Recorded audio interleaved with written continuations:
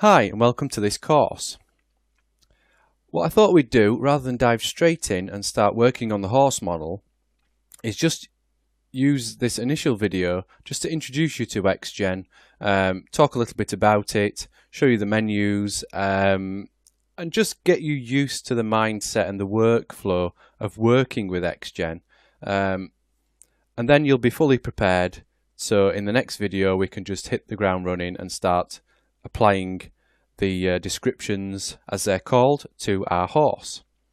So what exactly is XGen? Well, XGen was originally created by Disney Animation Studios and used on films like Tangled, Bolt and Toy Story 3. And what it does is its official name is XGen Arbitrary Primitive Generator. And what it is used for is for creating hair, feathers, grass, fur, foliage, trees, basically anything that you can repeat over the surface of a model. So in the case of feathers, you have one feather and XGen will repeat that over the surface of a model. On top of this, it allows you to also adjust each copy and play around with things like its length, height, width, colour, and many other things, so you add a lot more variety to it. And the good thing about it is these other duplicates don't physically exist in a way. I don't know if you've used instances, you'll know that, well, let me just demonstrate. So let's just create a cube. There we go. Let's turn on smooth shade. So if I duplicate this cube, duplicate special, make sure it's an instance. Now what you're seeing is two cubes, but basically what Maya is doing is displaying this cube twice. So this cube doesn't physically exist. All it's doing is displaying this cube twice and putting it underneath a transform node, which allows you to make, or fools you into thinking it's unique, because you can rotate it, you can scale it, so it does look different, but it is effectively this cube displayed again. And you can tell that because if we edit the shape of this cube, the instance updates as well.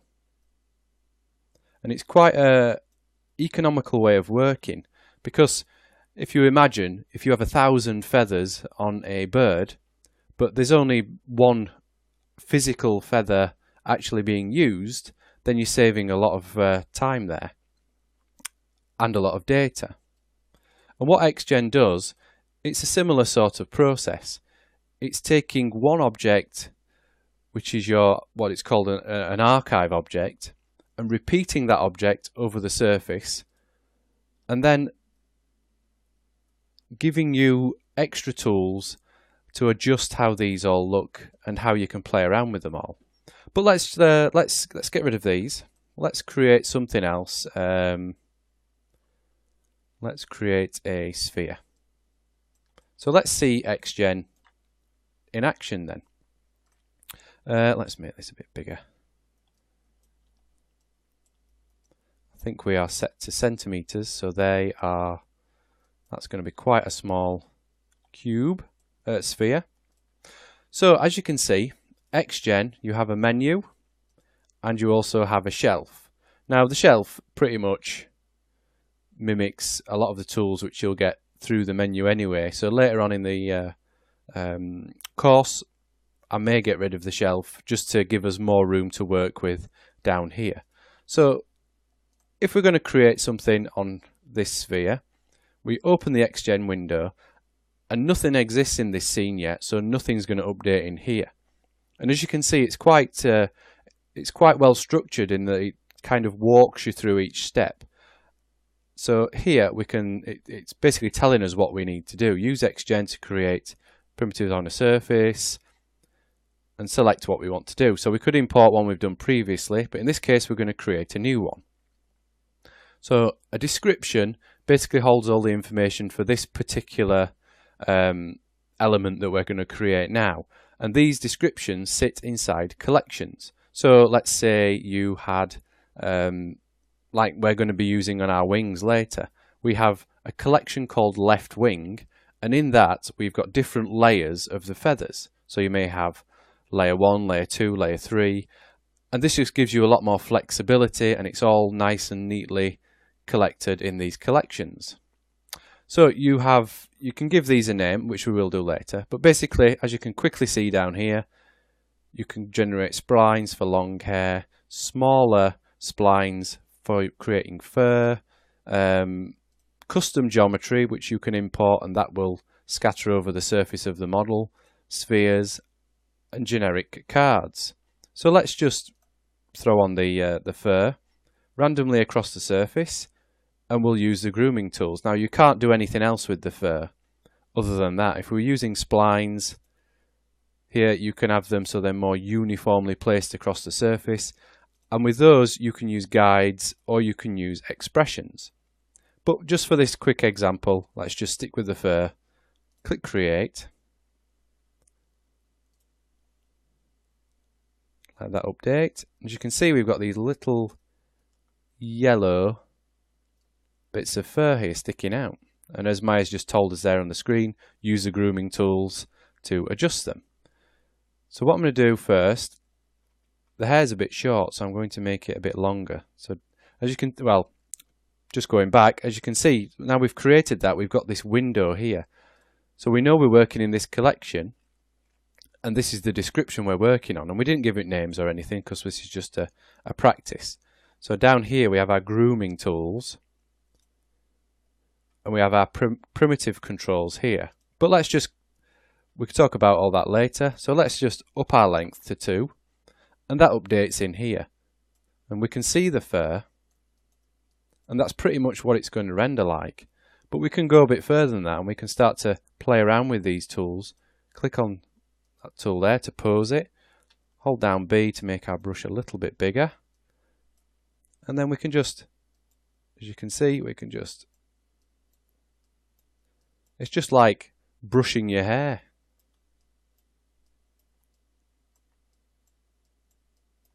Like that. And we have all these other tools we can play with. We can make sections longer.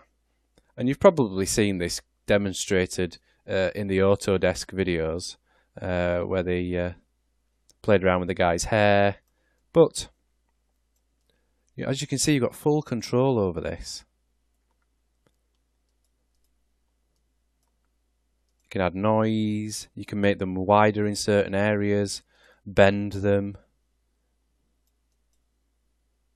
repel them, but all sorts.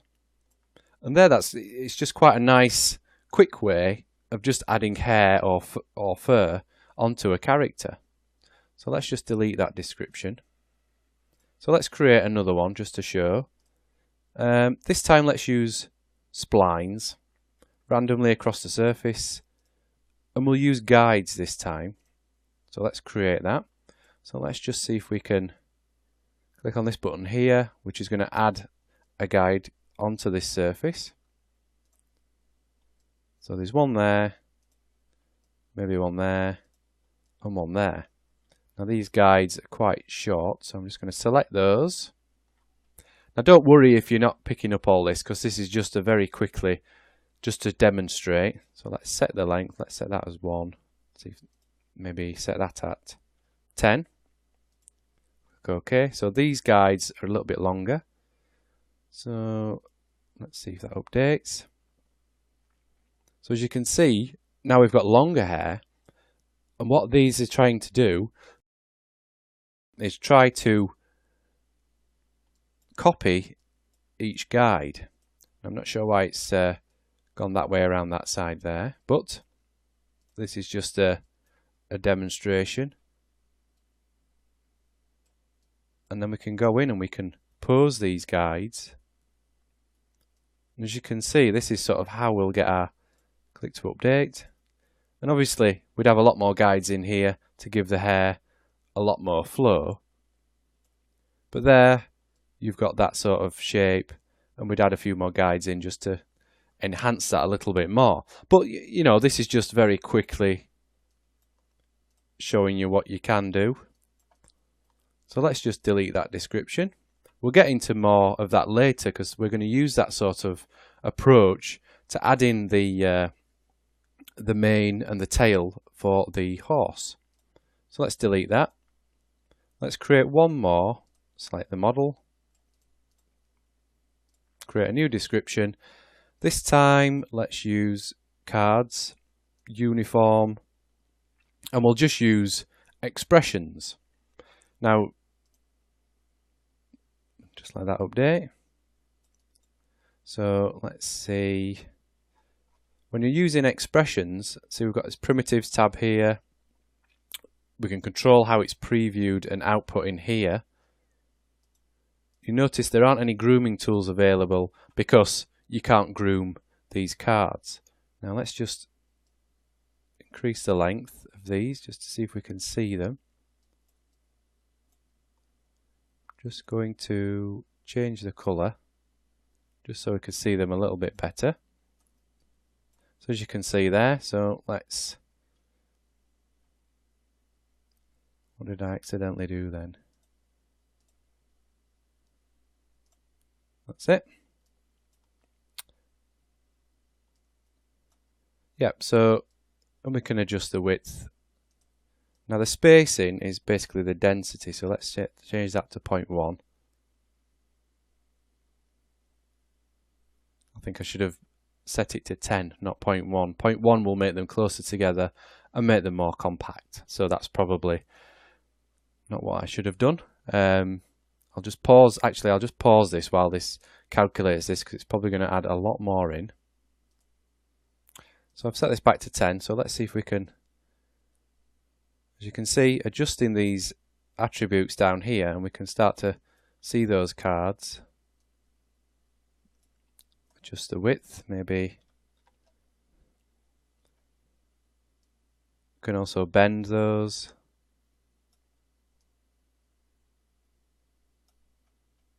But you get the general idea. It's just taking one object, spreading it over the surface of the other, and then using these attributes here.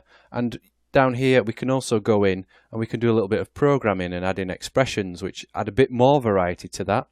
But we'll get to that later on. So that's just a very quick introduction to XGen. So I think what we'll do now is we will leave this here, and in the next video we'll bring in our horse model and actually start putting all this theory into practice.